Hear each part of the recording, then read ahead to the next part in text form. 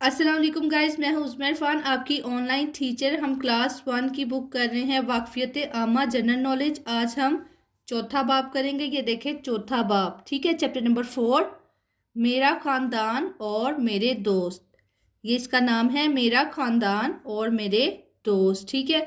तो देखिए, इस बाब के अख्ताम पर आप इस काबिल हो जाएंगे कि आप इस चैप्टर को पढ़ने के बाद किस काबिल हो जाएंगे। इनके पॉइंट्स देखते हैं। ये देखें, पॉइंट नंबर 1 है, अपने ख़ानदान के अफराद को पहचान सके।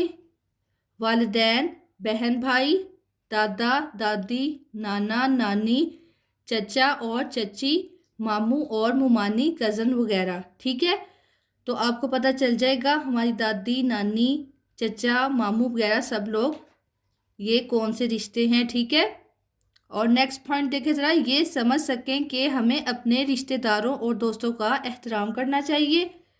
नेक्स्ट पे देखिए, अपने चंद दोस्तों की ख़ास आदत की निशानदाही कर सके कि उनमें क्या अच्छी आते हैं। और लास्ट वन देखिए ज़रा, इन कामों के मुतालिक बातचीत कर सके जो आपके वालिदैन अपने बचपन में आज से मुख्तलिफ अंदाज में करते थे, ठीक है। लाइक जो हमारे अम्मी अबू हैं वो जब छोटे होते थे तो वो क्या काम करते थे, उस बारे में जान सकेंगे। तो चलिए स्टार्ट करते हैं।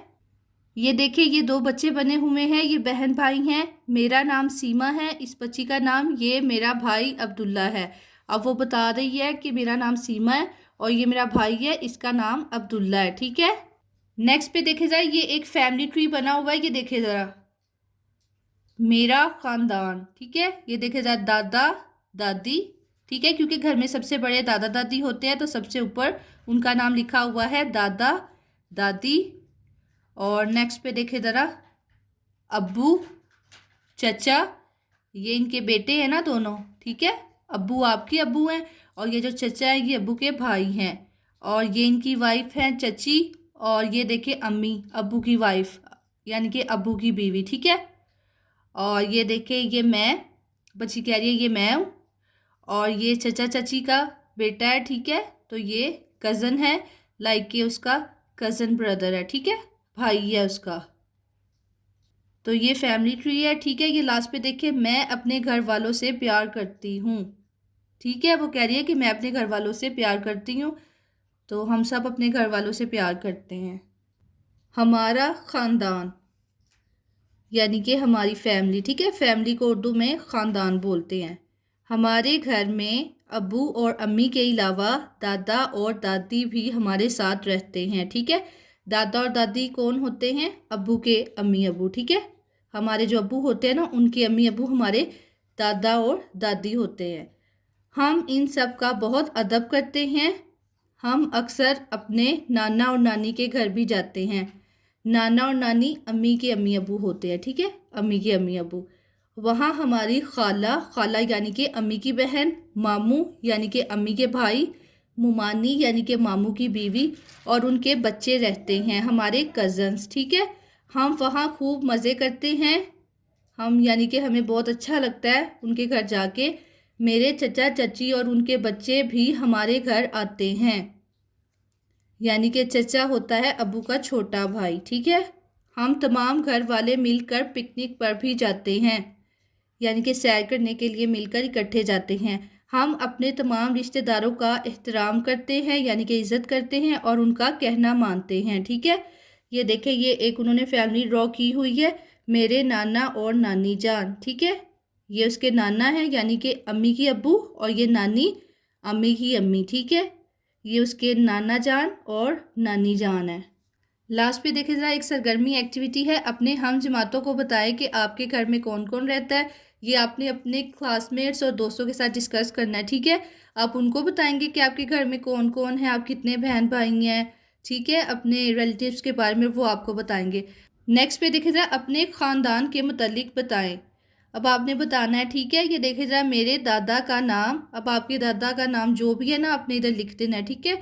जैसे कि आपके दादा का नाम कुछ भी हो सकता है, लाइक कोई सा भी नाम ले लें, जैसे कि अमजद वगैरह, ठीक है। मेरे चचा का नाम, आपके चचा का नाम जो भी है, ठीक है, आमिर, जो भी है, मैं आपको एग्जांपल दे रही हूँ, आपने इधर वो लिख लेना है, ठीक है। मेरी नानी का नाम, इधर आपने अपनी नानी का नाम लिखना है। मेरे मामू का नाम, इधर आपके जो मामू है ना, उनका नाम लिखना है। ठीक है, तो ये आपने खुद से फिल करना है, यानी कि जो आपके ये रिश्ते हैं ना उनके आपने नेम्स लिखने हैं। नेक्स्ट पे देखा जाए सरगर्मी एक्टिविटी है रिश्तेदारों की पहचान करें, रिश्तेदारों के नेम बताने हैं। ठीक है, अबू की अबू को हम दादा कहते हैं, वन उन्होंने डन कर दी है। ठीक है, अब हमने बाकी खुद से करना है। अबू की अम्मी को दादी कहते हैं। ठीक है, अबू की बहन को फुफ्फो कहते हैं, अबू के बड़े भाई को ताया कहते हैं, अबू के छोटे भाई को चचा कहते हैं, अम्मी की अम्मी को नानी कहते हैं, अम्मी की अब्बू को नाना कहते हैं, अम्मी की बहन को खाला कहते हैं, अम्मी के भाई को मामू कहते हैं। ठीक है, तो इस तरह से आपने ना इनको मैच कर देना है, तो आपकी रिश्तेदारों की पहचान जो है वो मुकम्मल हो जाएगी। नेक्स्ट पे देखें ज़रा, ख़ानदान के मुतालिक हमने पढ़ लिया। अब हम पढ़ेंगे मेरे दोस्त, यानी कि आपके जो फ्रेंड्स होते हैं। ठीक है, मेरे मोहल्ले और स्कूल में बहुत से दोस्त हैं। ठीक है, मोहल्ला यानी कि वो जगह जहाँ आप रहते हैं। ठीक है, और स्कूल जहाँ आप पढ़ते हैं, बहुत से दोस्त हैं। हम एक दूसरे की इज़्ज़त करते हैं, यानी कि रिस्पेक्ट करते हैं, और ज़रूरत के वक्त एक दूसरे की मदद करते हैं, हेल्प करते हैं। मेरे दोस्त अच्छी अच्छी बातें करते हैं, वक्त पर पढ़ते और वक्त पर खेलते हैं। वो किसी की चीज़ बगैर पूछे नहीं लेते, यानी कि जब भी कोई चीज़ लेते हैं पहले इजाज़त लेके फिर लेते हैं। वो खुद भी साफ़ सुथरे रहते हैं और अपने इर्द गिर्द की चीज़ों को भी साफ़ सुथरा रखते हैं। हम सब अपने मुल्क पाकिस्तान से बहुत प्यार करते हैं। ठीक है, अब ये उसने आपको अपने दोस्तों के बारे में बताया है। ठीक है, कि उसके दोस्त जो है वो उनकी बहुत अच्छी आदत हैं। ठीक है, नेक्स्ट पे देखा जाए ज़ुबानी बताएं, आए अपने दोस्तों के मुतालिक बातचीत करें। मेरे स्कूल के दोस्त, अब इधर आपने बताना है कि आपके स्कूल के दोस्त कैसे हैं, उनकी क्या आदत है, उनके क्या नाम है। ठीक है, इधर मोहल्ले के यानी कि जिस जगह आप रहते हो वहाँ के जो बच्चे आपके दोस्त हैं उनके बारे में बताना है। लाइक कि मैं आपको एग्जांपल देती हूँ, जैसे आपके जो स्कूल के क्लासमेट्स हैं। ठीक है, उनके बारे में आपने बताना है कि ये उनके नाम हैं, और लाइक उनको आपके साथ काम करना अच्छा लगता है, वो आपकी मदद करते हैं, काम में साफ़ सुथरे रहते हैं, जैसे कि ऊपर बात हुई है। ठीक है, इस तरह उनके बारे में आपने बात करनी है। और ये जो मोहल्ले के दोस्त हैं, इधर उनके बारे में बात करनी है कि वो आपके साथ कैसे हैं, उनका सलूक, उनका नाम क्या है, और लाइक कि आप उनके साथ खेलते हैं। ठीक है, तो इस तरह ये आपने खुद से सॉर्ट आउट करना है, अपने दोस्तों के बारे में बात करनी है। मेरे दोस्तों की अच्छी आदत, यानी कि उनमें क्या चीज़ अच्छी है। ठीक है, यानी कि ऐसी कौन सी बात है जो आपको उनकी बहुत पसंद है। तो इस तरह से ये आपने जो है ना बातचीत करनी है, ज़ुबानी बताना है। ठीक है, नेक्स्ट पे देखा जाए मेरे अम्मी अबू का बचपन, यानी कि जब मेरे अम्मी अबू छोटे होते थे। ठीक है, प्यारे दोस्तों, हमारा बचपन हमारे अम्मी अबू के बचपन से बहुत मुख्तलिफ है। क्यों? क्योंकि जैसे जैसे टाइम गुजरता है ना, सब कुछ बदलता रहता है। ठीक है, मैंने अपने वालिदैन से उनके बचपन के बारे में पूछा तो उन्होंने बताया।